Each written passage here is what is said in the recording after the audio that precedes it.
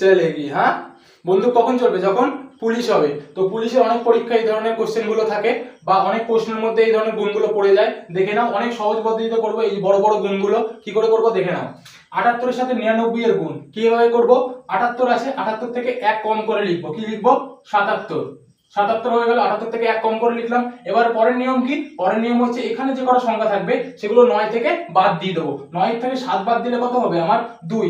আবার একটা 7 আছে, 9 থেকে 7 বাদ দিলে কত হবে? আমার 2।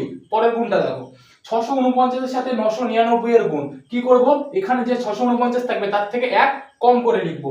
649 থেকে 1 কম করলে হবে 648। 648 লিখলাম। এবার কি নিয়ম? 9 থেকে এই যে পরপর সংখ্যাগুলো কি করে দেবো? সব